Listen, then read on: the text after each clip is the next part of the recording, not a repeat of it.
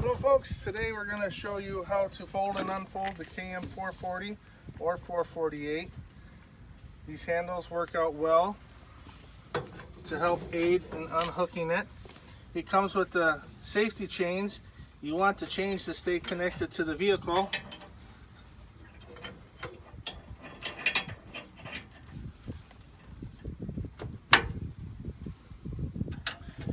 Very important, once you lift this pin up, that you put the latch back down. You do not want to leave the latch in the up position, or it might damage your unit. So as soon as you unhook it, put it back into this position. With the bar, it aids in helping you be able to move the infrared around for the folding and unfolding. When you get to this point, your assistant will grab it from the underneath side and help you lower it down. He'll grab his bar. I've still got this one in my hand. And we'll simply walk it backwards. Stopping in the middle. We both want to look inside of the unit and make sure that everything is in working order. Once you inspect your blanket, you continue to walk it backwards and unfold it.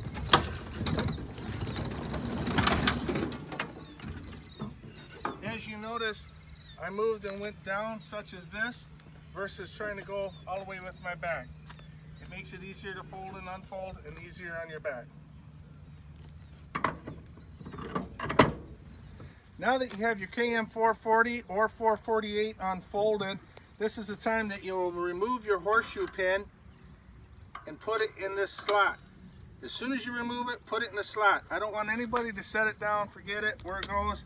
It's got two places, either in the bracket to keep the caster from going back and forth, or right there.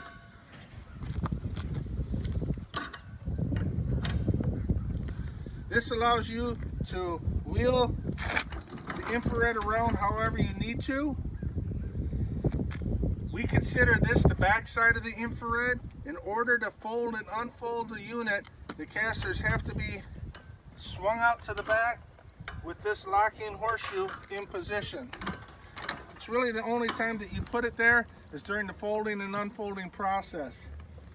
Regarding the front casters, those need to be on the side. Once it's folded and unfolded, or once I fold it back up again, I'll show you exactly what I mean.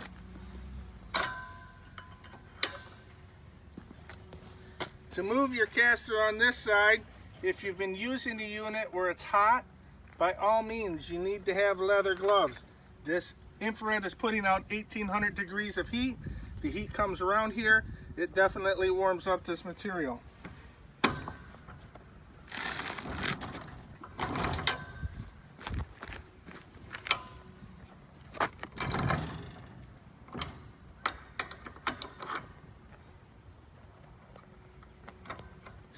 The reason you want to move your caster side to side is that you don't want to roll through what you've just heated up. So as this unit's set up on this side, you're going to be moving your infrared forward and backwards, not side to side. You never want to roll through what you've just heated.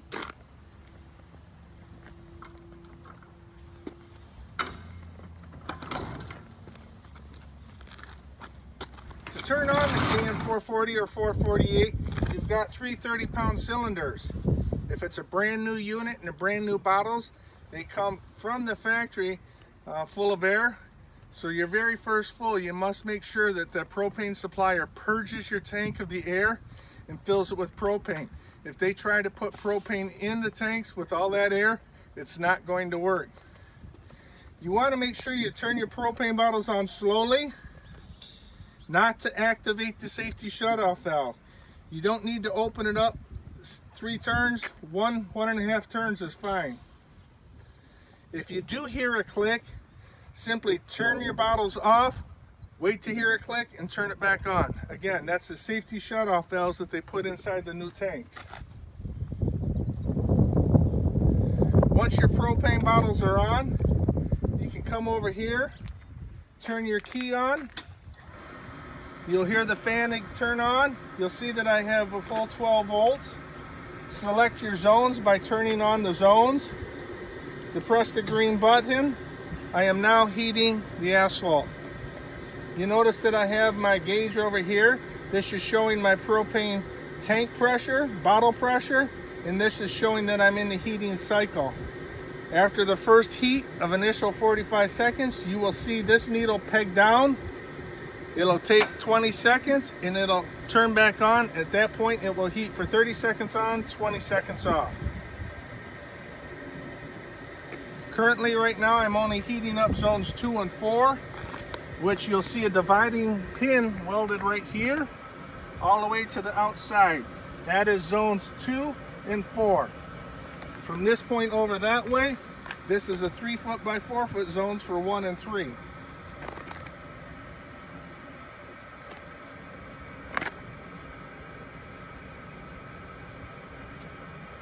As you can see, it pegged down.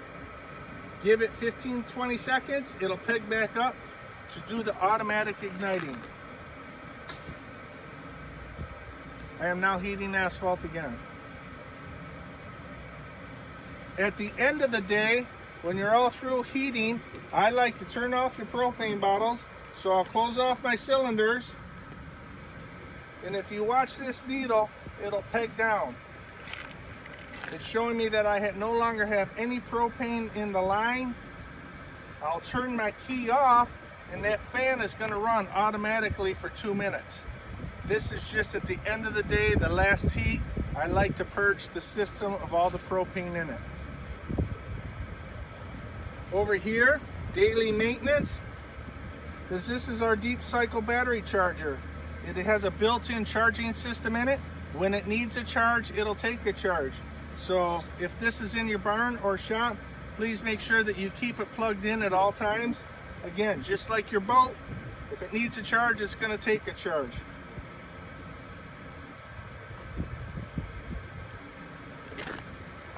Folks, earlier I talked about the importance of making sure that you put your latch down. As you can see, there is not any clearance but an inch here. So if this was in the up position, not locked down, we'd definitely be poking a hole through the top of the infrared here. Another thing that I wanted to point out is this trailer tongue is actually depressing what we call the safety switch, so that there's no way that this infrared can operate when it's in the towing position. Another question that we get at times is that, hey, my trailer, it's got some scratch paint at the end of the axle, the chassis here. That is used to aid in the folding and unfolding of your KM 440 or 448. So when you see paint marks wearing here, that's totally normal. To fold and unfold, now we're going to fold back up this KM 440. My wheel is aligned. I will drop the horseshoe. Again, to keep the caster from rolling back and forth. Come back over here. I'll grab my trusty assistant Mike.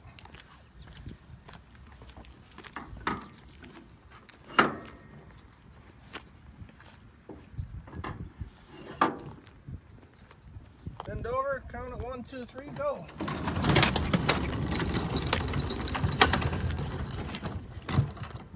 Mike will go towards the back end. Again, I like to use these rods to put it in here. This helps me push down as well as maneuver the infrared. 1, 2, 3. Push down. This gives me much more stability, capability of steering and turning.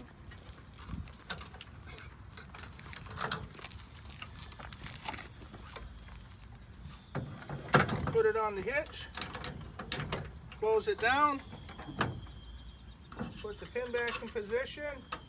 And what I like to do is just slip on it a few times to make sure that it is on there, locked up. Go ahead and put your safety chains back on.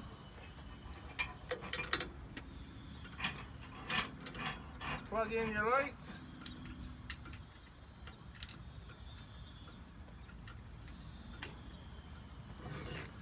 Replace your bar. We're good to go. Something I wanted to point out that I touched base with earlier, to fold and unfold your infrared, this is how your casters have to be. If you can come on over here, I'll point out to the folks. Again, this is what we call the bottle side or back. This is how your casters have to be.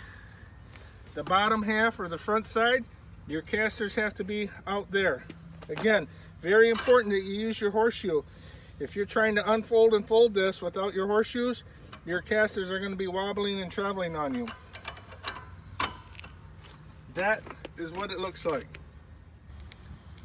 The daily maintenance for your KM 440, 448, every other day or so, depending on how often you're using it, you want to grease your casters. There is a greaser over here, as well as this one right here and one here. The cleaner you keep your casters, the easier it is to maneuver it on asphalt. So if you ever have a buildup of asphalt on there, simply take a putty knife and scrape it off. Again, you're producing 1800 degrees of heat, so you want to keep everything moving as freely and flowing as possible. The only other really maintenance issue you have to do, or not issue, but is charge your battery. I can't stress enough to keep it plugged in. If you're not using it, it'll not take a charge. It'll only take a charge when it needs a charge. So even in storage, just keep it plugged in. Thank you very much. If you have any questions, 800-492-1757.